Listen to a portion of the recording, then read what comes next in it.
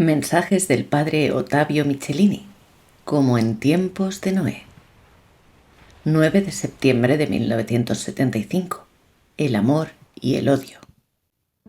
Hijo mío, si yo soy el amor que por naturaleza tiende a la unión, Satanás es el odio nacido de la soberbia y que lleva a la desunión. Del amor brota la humildad, de la rebelión de Lucifer nace el odio. La humanidad desde su caída conoce el amor de Dios que se vierte en ella. Igualmente, conoce el odio de Satanás. Caín fue el primer intoxicado por este odio, la primera víctima. El odio viene vomitando como fuente turbia sin descanso. Ay de los hombres que no sepan tener cuidado de esto. Dios salva a los hombres de buena voluntad con el amor. Satanás los pierde con el odio y la división. Dios transforma al hombre, de selvático lo hace humano, de humano lo hace cristiano, es decir, hijo de Dios, elevándolo a su naturaleza divina, consortes divinae naturae. También Satanás tiende a transformar al hombre en demonio de soberbia, odio y rebelión. Frutos preciosos del amor de Dios son la fe, la esperanza y la caridad. De estas derivan el respeto de la libertad personal y social, el respeto por la justicia que une y hermana a los hombres y hace más serena y deseable la peregrinación terrena. De la soberbia, del odio y de la división nacen las injusticias personales y sociales, la esclavitud, la explotación, la opresión que exaspera los ánimos de las personas y de los pueblos hasta la desesperación.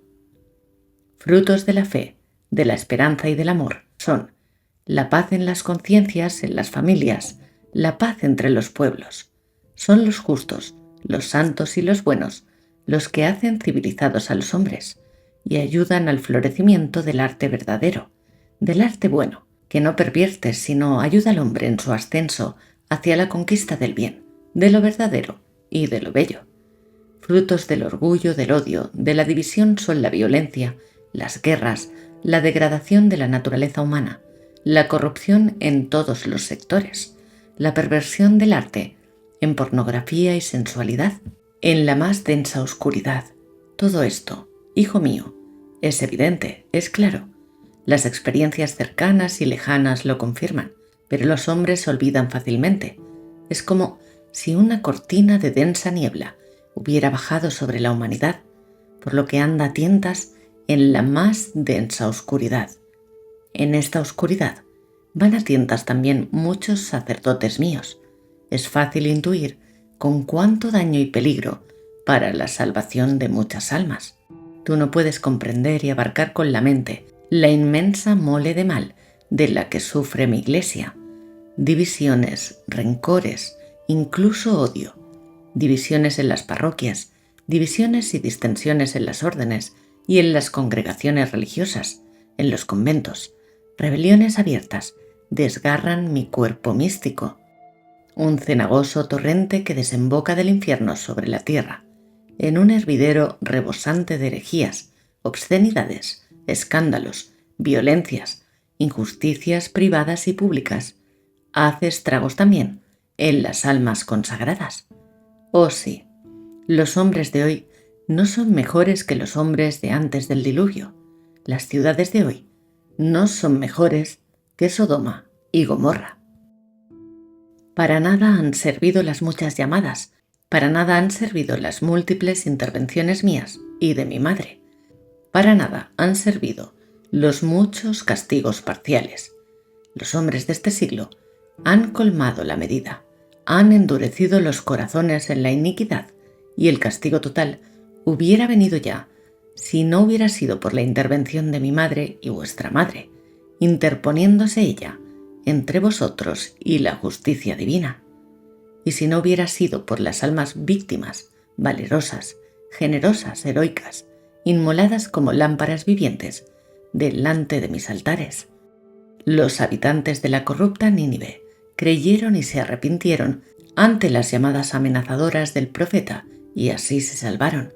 Pero los hombres de esta generación perversa que rechaza a Dios no saldrán ilesos de los castigos de la divina justicia. Non praevalebunt. Sí, los justos verán que Dios es fiel a sus promesas, verán cómo mi Padre, en su justicia, hará resplandecer su designio de amor para la salvación de la humanidad y de mi Iglesia. Te bendigo, hijo mío, ámame y ofréceme tus sufrimientos. Recuerda que mi corazón misericordioso es inagotable en sus riquezas y arden deseos de poderlas dar. Ay de aquellos que desafían la ira de Dios. Dios es terrible en su ira.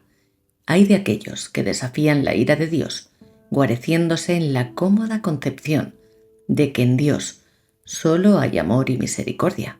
Muchos condenados quisieran poder volver atrás para reformar sus conceptos ahora que ven y comprenden con toda claridad el astuto engaño de Satanás y de su feroz maldad. Hay una voluntad permisiva que explica sumamente bien la indignación del Señor por su pueblo infiel. Guerras, revoluciones, epidemias, terremotos y tantas otras innumerables calamidades vienen del demonio, pero permitidas por Dios, por sus providenciales y sapientísimos fines. Los 70 años de esclavitud babilónica fueron permitidos por la indignación que los muchos pecados del pueblo hebreo habían provocado. La destrucción de Sodoma y Gomorra no fue de Dios. Ningún mal viene de Dios jamás, sino siempre del infierno, con la complicidad y perversión humanas. Sodoma y Gomorra y otros innumerables castigos fueron puniciones no promovidas, sino permitidas por Dios para el arrepentimiento de los hombres. El mismo diluvio universal fue provocado por el infierno con la complicidad de los hombres corruptos. 21 de junio de 1978. ¿Qué han hecho de ello? Hijo mío, escribe. ¿Qué han hecho del fruto precioso de mi amor? Hijo, yo amo al Padre con amor infinito. Si así no fuera, no sería Dios. Y con igual amor amo a la humanidad, a mi Iglesia. Por ella mi Padre me envió a mí a la tierra, y por ella yo acepté inmolarme en la cruz. Instituí la Iglesia para que a través de ella yo pudiera obrar la segunda creación. Por mí fueron creadas todas las cosas. Por mí fueron redimidas todas las almas. Por el pecado la creación gime bajo el peso de la primera culpa y de todas las culpas que se siguieron y se seguirán hasta la total liberación, porque, hijo mío, el misterio de la redención continúa. Hijo mío, esto está en curso y lo estará hasta el fin de los tiempos, después del cual vendrá el restablecimiento definitivo del terrible desequilibrio provocado por la rebelión de Dios. Ciegos son los hombres cuando se niegan a creer que no hay tragedia en el mundo. Las naturales hijas de tan monstruosa madre. Jamás se podrá valorar la situación del género humano en sus vicisitudes dolorosas y alternativas, sin remontar los milenios de la historia, hasta comparable con la primera culpa, y que todas las tragedias de la humanidad no son otra cosa que la fuente en la que la humanidad tuvo origen y vida. Estamos en las condiciones que precedieron al diluvio.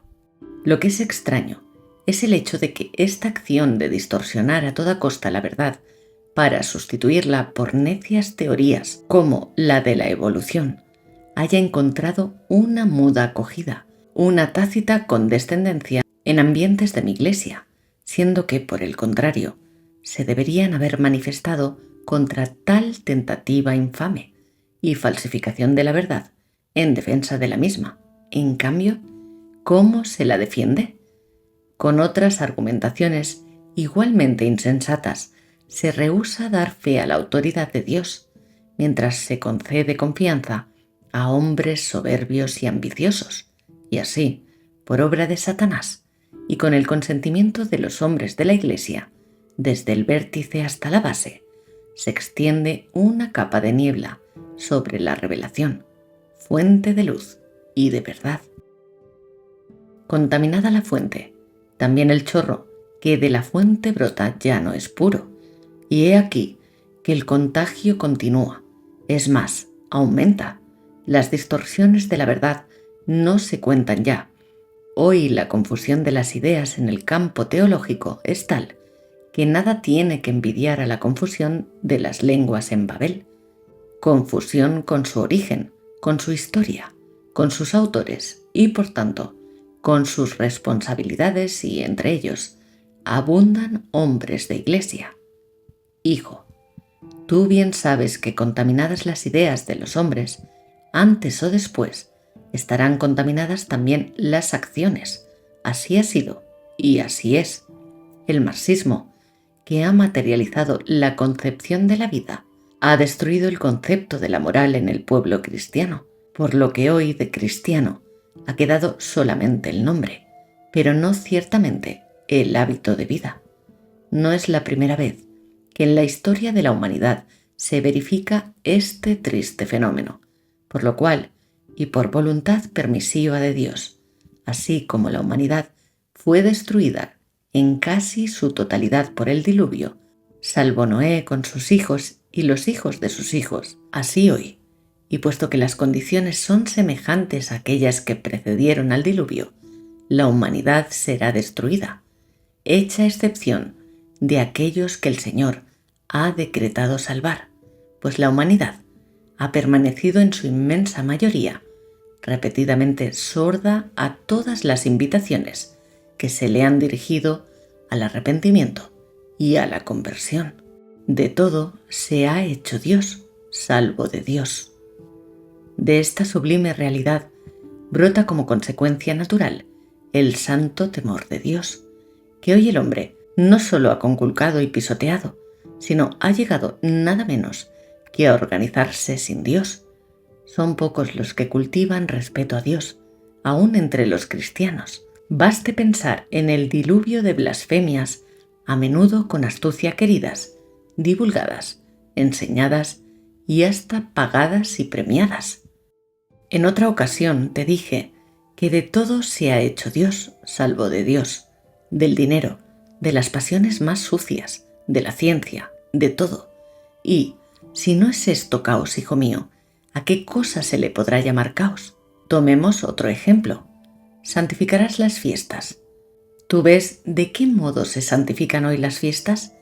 Para evitar lo peor, se ha inventado la Santa Misa anticipada de víspera, domingo, dies Domini. Es el día del Señor. Es el día en el que se recuerda la resurrección, pero para estas últimas generaciones no valen los valores del espíritu, de la fe, de la fidelidad a Dios, alfa y omega, de todo y de todos. Es la materia la que debe sustituirse a Dios, cueste lo que cueste, pero la materia debe prevalecer sobre el espíritu. Por esto el domingo se ven los estadios repletos, las playas y los campos poblados como las ciudades. Se necesita divertirse, no descansar, divertirse a toda costa. Dios había dado al hombre el domingo para que descansase de las fatigas y, puestas a un lado las preocupaciones cotidianas, no fuera a olvidar su dignidad de hijo de Dios, su destino, la eternidad feliz, y para que en el reposo y en la oración, santificándose a sí mismo, honrara a Dios. No creo que haya más que agregar acerca de las consecuencias de este proceso de materialización del plan del Señor. Aquí se necesitarían libros enteros y no un breve mensaje.